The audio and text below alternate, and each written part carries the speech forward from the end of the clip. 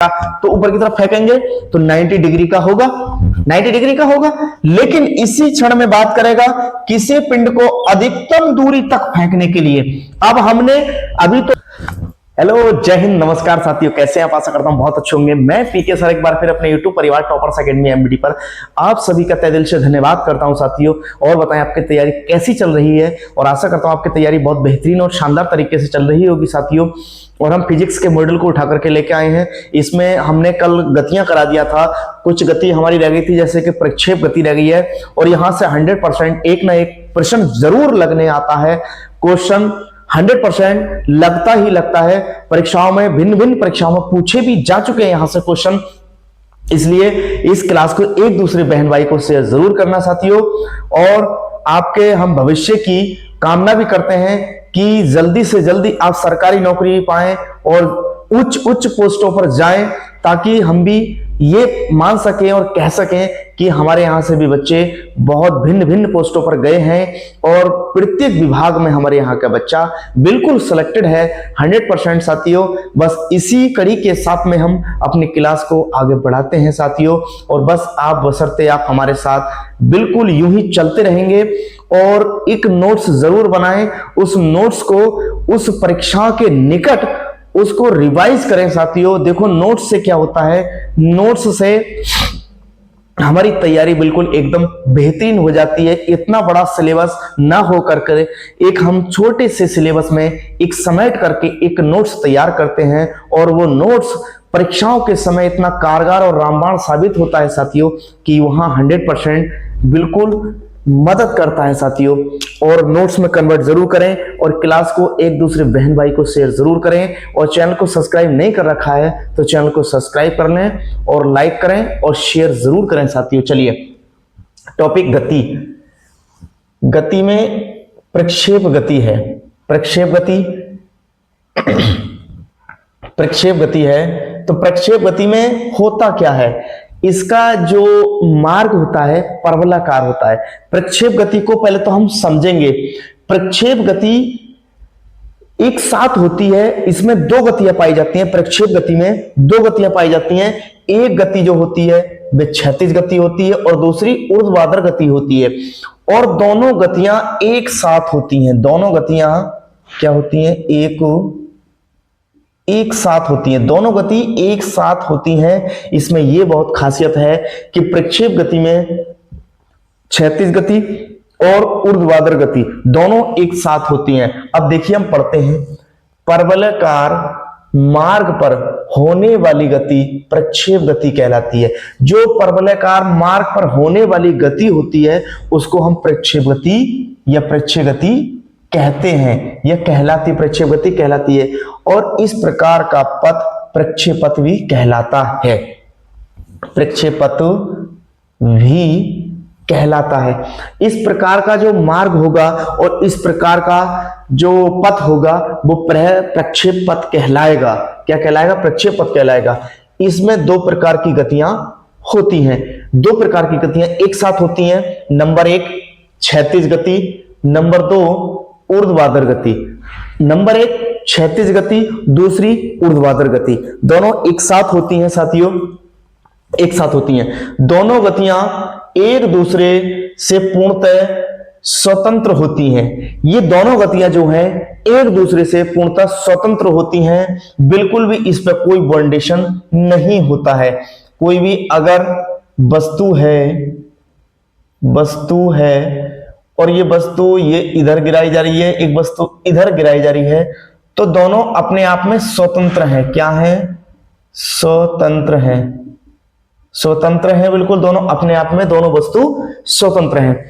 प्रक्षेप गति में वस्तु का वेग और दिशा लगातार बदलती रहती है। अगर प्रक्षेप गति है, अगर हमने माना कौन सी गति है, प्रक्षेप गति, ठीक है साथियों। प्रक्षेप गति में वेग और दिशा, प्रक्षेप गति में क्या होता है, एक तो होता है वेग और एक होती है दिशा। वेग और दिशा, वेग और दिशा लगातार आपस में क्या होता है, चेंज होती रहती है, बदलती रहती है, मीन्स चेंज होती रहती है। दिशा और वेग लगातार अपने आप में चेंज होती रहेंगी, बदलती रहेंगे, और उसका जो त्वरण होगा, इन दोनों के बीच में क्या होगा, त्वरण होगा, वह क्या होगा, स्थिर होगा, स्थिर होगा, बिल्कुल स्थिर होगा। क्या होगा, स्थिर होगा। ये दोनों वेग और दिशा अपने आप में, प्रक्षेप गति की बात कर रहे हैं हम, केवल प्रक्षेप गति में वेग और दिशा बदलती रहती है, और जबकि त्वरण, त्वरण क्या होता है, स्थिर रहता है। त्वरण अपने आप में स्थिर रहता है, स्थिर रहता है। कौन, त्वरण, त्वरण अपने आप में स्थिर रहता है साथी, क्या रहता है, स्थिर रहता है, तभी तो कहते हैं त्वरण स्थिर रहता है। इन दोनों के जो बीच में गति होगी, वह वेग और दिशा दोनों लगातार बदलती रहेंगी, और इसके बीच का जो तुम्हारा त्वरण होगा, वह बिल्कुल चेंज नहीं होगा, स्थिर रहेगा बिल्कुल। जैसे कि एग्जाम्पल में हम देखेंगे, एग्जाम्पल में बंदूक से छोटी गोली, अगर हमने बंदूक से कोई गोली छोड़ दी, तो वह, उसका जो मार्ग होगा वह कैसा होगा, परवलयाकार होगा। लेकिन प्रक्षेप गति में हमें कैसा दिखाई देगा, वह प्रक्षेप दिखाई देगा, लेकिन वास्तव में उसका मार्ग परवलयाकार होगा। जैसे कि बंदूक से छोटी गोली, ट्रेन की खिड़की से गिराई गई वस्तु, भाई ट्रेन की खिड़की से कोई भी वस्तु गिरा दी जाती है, तो वो जैसे ट्रेन आगे को चली, मीन्स ये ट्रेन है, ये ट्रेन आगे चल रही है, ये ट्रेन आगे चल रही है, और यहां से कोई भी वस्तु गिरा देते हैं तो ट्रेन आगे निकल गई और वस्तु पीछे की तरफ चली जाती है। तो ठीक है, तो ट्रेन की खिड़की से गिराई गई वस्तु, तोप से छोटा हुआ गोला, मीन्स तोप से कोई भी गोला हमने छोड़ा, मीन्स दागा, कोई भी गोला हमने, तोप है ये, तोप से हमने गोला भरा, और यहां से तोप से गोला हमने इस प्रकार से छोड़ दिया, तो तोप से छोटा हुआ गोला, मीन्स छोड़ा गया गोला।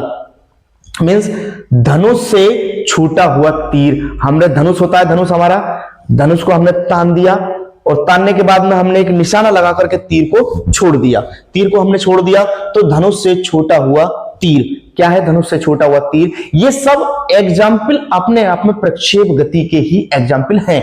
लेकिन प्रक्षेप गति, अभी बात करेंगे इसकी, जैसे कि ईंधन समाप्ति पर रॉकेट की उड़ान, भाई ईंधन, जैसे कि रॉकेट होता है, रॉकेट है, रॉकेट ने उड़ना स्टार्ट किया, तो उसके अंदर फ्यूल भरा हुआ होता है, पैकेट भरे हुए होते हैं फ्यूल के, अगर फ्यूल जितना कम होगा इतने रॉकेट तेजी से दौड़ता चला जाएगा। तो ईंधन समाप्ति पर रॉकेट की उड़ान मीन्स तेज होना, क्या होता है, तेज। इसका वेरी सिंपल एग्जांपल है, जैसे कि हवाई जहाज से बम या अन्य वस्तु का गिरना।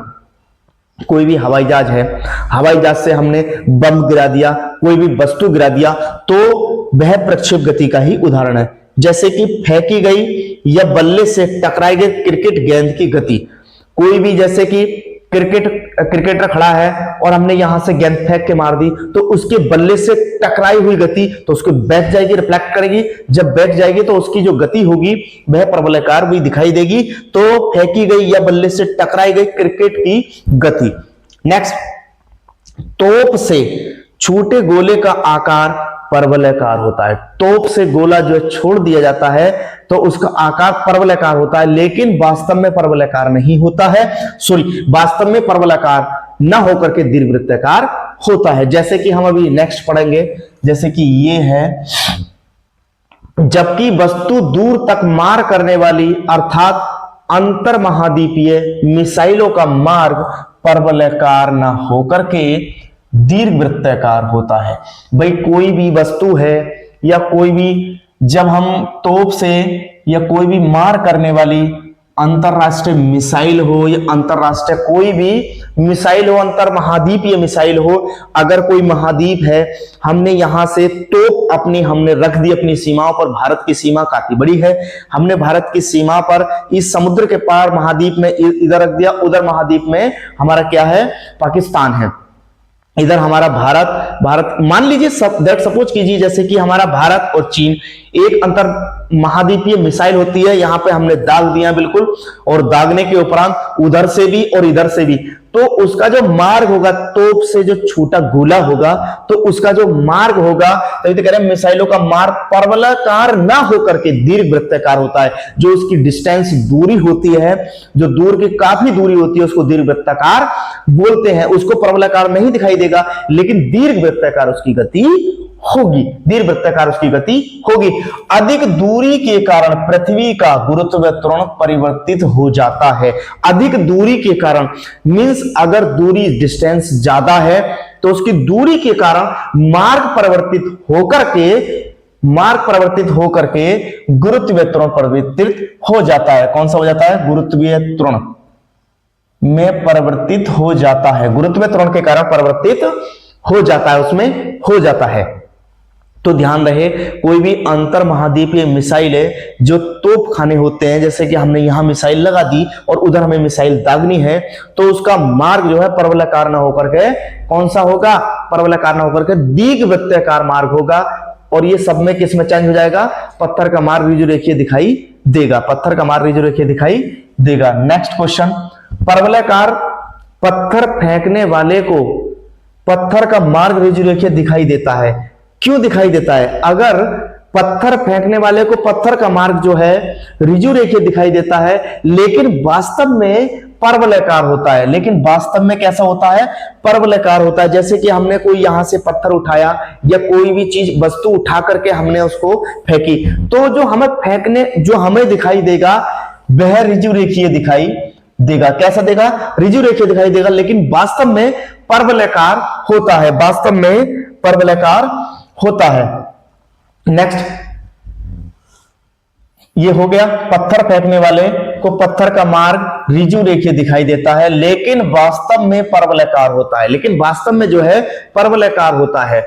नेक्स्ट, यदि मकान की छत से एक वस्तु क्षैतिज में फेंकी जाए, कोई भी मकान है, मकान की छत से हमने दो वस्तु ली और एक वस्तु को क्षैतिज में फेंक दिया और एक वस्तु को स्वतंत्र रूप से नीचे फेंका जाए, तो वस्तु का जो समय होगा वह एक ही होगा, लेकिन गिरने का स्थान अलग अलग होगा। जैसे कि यदि मकान की छत से एक वस्तु क्षैतिज में फेंकी जाए और दूसरी नीचे स्वतंत्रता पूर्वक छोड़ दी जाए या नीचे फेंकी जाए, छोड़ दी जाए, तो दोनों वस्तु एक ही समय में पृथ्वी पर पहुंचेगी, दोनों वस्तु एक ही समय में पृथ्वी पर पहुंचेगी, लेकिन उसके गिरने का स्थान अलग अलग होगा। जाहिर सी बात है, कोई भी वस्तु एक हमने क्षैतिज में फेंकी और एक स्वतंत्र रूप से नीचे गिरा दी, तो गिरने का स्थान जो है अलग अलग होगा, लेकिन समय एक ही होगा, एक ही समय में दोनों आकर के गिर जाएगी, क्योंकि गुरुत्व जी के कारण तो स्थान अलग अलग होगा और गिरने का समय एक ही होगा। तो विशेष ध्यान दें इस क्वेश्चन पर, देखिए गौर फरमाएं इस क्वेश्चन पर। यदि मकान की छत से एक वस्तु क्षैतिज में फेंकी जाए और दूसरी नीचे स्वतंत्र रूप से छोड़ दी जाए, तो दोनों वस्तु एक ही समय में पृथ्वी पर पहुंचेगी, और लेकिन जो गिरने का स्थान है वह अलग अलग होगा। नेक्स्ट क्वेश्चन, यदि एक शिकारी, यदि ये क्वेश्चन बहुत पूछा जाता है रेलवे एग्जाम में, और रेलवे एग्जाम में भर भर के ऐसे क्वेश्चन पूछे जाते हैं और बच्चे इसी में उलझ के रह जाते हैं साथियों। तो हमें एक भी क्वेश्चन पे उलझना नहीं है और एक एक क्वेश्चन को चुन चुन करके अच्छे से उनको परीक्षाओं में लिखना है और परीक्षाओं में लगाना है, और बिल्कुल एक क्वेश्चन को ध्यान से पढ़ेंगे और क्वेश्चन को लगाएंगे। आजकल के ट्रेंडिंग में क्या है, ये टीसीएस वाले जो है या एनटीए वाले जो है, ये भिन्न भिन्न जो कंडक्ट एजेंसी एग्जाम कराती है, तो ये ऑप्शन में रखती है नहीं है, जैसे कि सबसे छोटी कोशिका इनमें से नहीं है।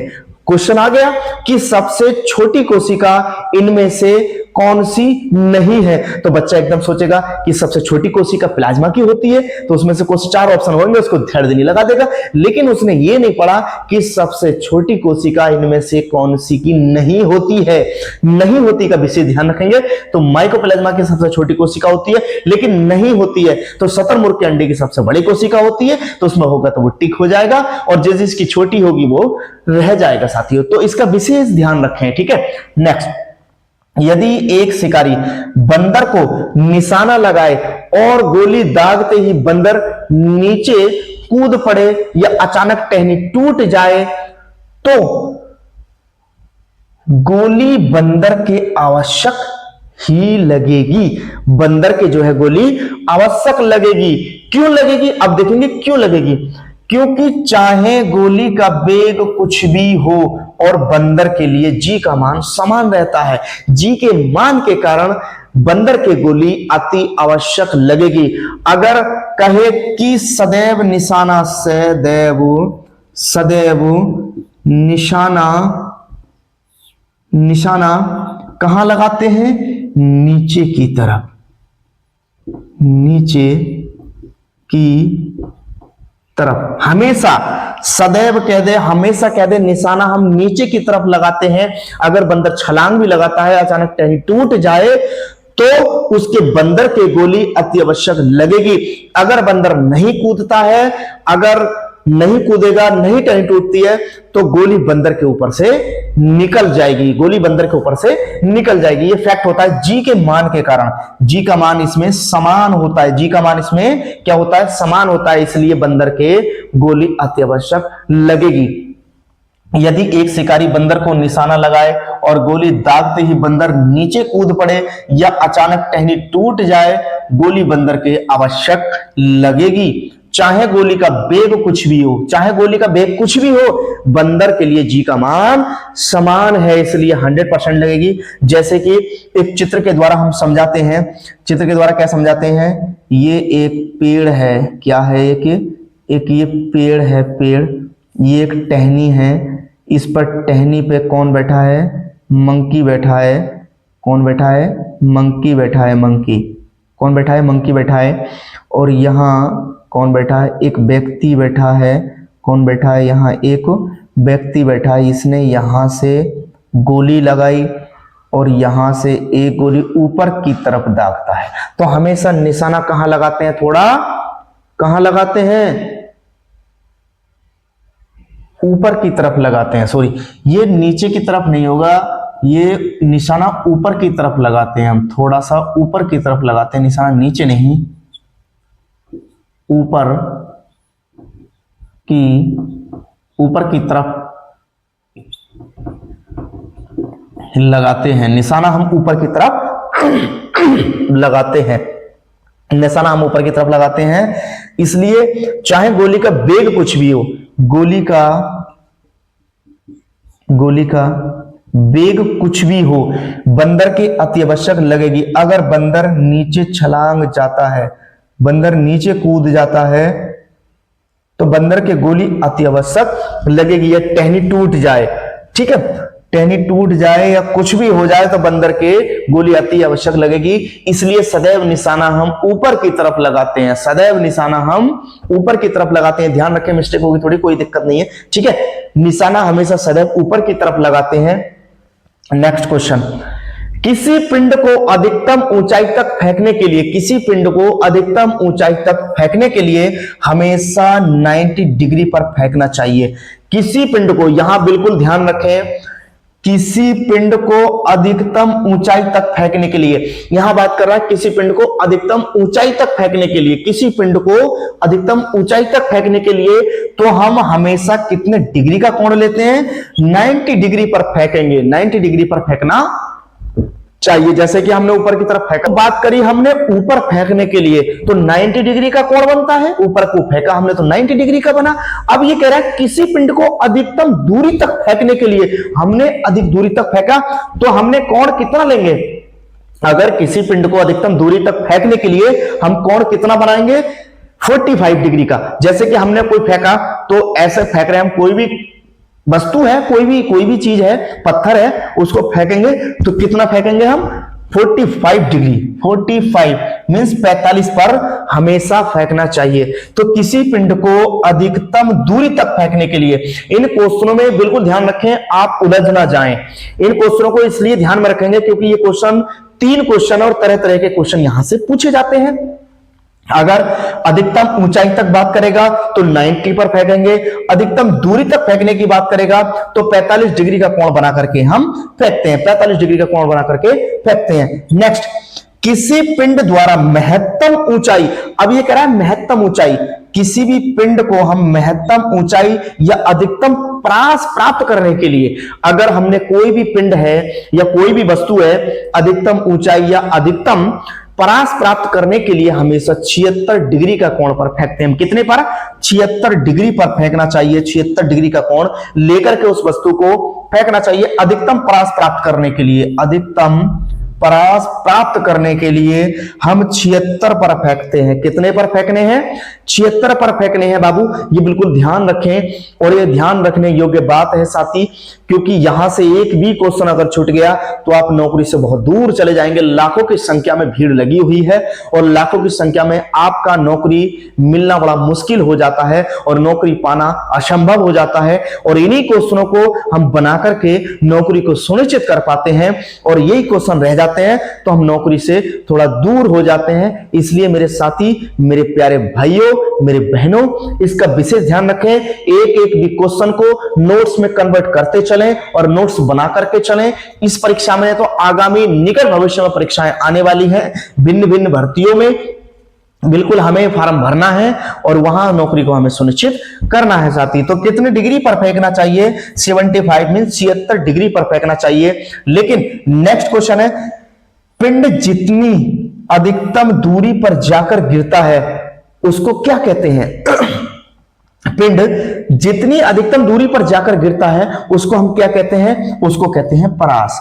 कहते हैं ना, अधिकतम परास प्राप्त करने के लिए हमें अधिकतम दूरी पर किसी वस्तु को फेंकना होता है। अधिकतम परास प्राप्त करने के लिए हम दूरी को उतना ही अधिक दूरी से फेंकते हैं। तो पिंड जितनी अधिकतम दूरी पर जाकर गिरेगा उसको परास कहते हैं। जैसे कि परास प्राप्त करने के लिए हमें दूरी को कन्वर्ट करना पड़ेगा, उस दूरी को हमें नापना पड़ेगा, उस दूरी को क्या कहते हैं? परास। क्या कहते हैं? परास। लेकिन नेक्स्ट क्वेश्चन है और ये वेरी मोस्ट क्वेश्चन है। कितना है? Very most question, very most question है और रेलवे में 100% पूछा जाता है। वस्तु की चाल दुगनी करने पर, वस्तु की चाल दुगनी करने पर 36 परास्त व महत्तम ऊंचाई दोनों 4 गुना हो जाएगी। ये क्षैतिज की बात कर रहा है और हम बात कर रहे थे प्रक्षेप गति की। प्रक्षेप गति आशा करता हूं बिल्कुल पूर्णता समझ में आ गई होगी साथियों। तो किसी पिंड अधिकतम दूरी पर जाकर गिरता है तो उसको परास कहते हैं। वस्तु की चाल दुगनी करने पर 36 परास व महत्तम ऊंचाई दोनों 4 गुना हो जाएगी। कितनी गुना हो जाएगी?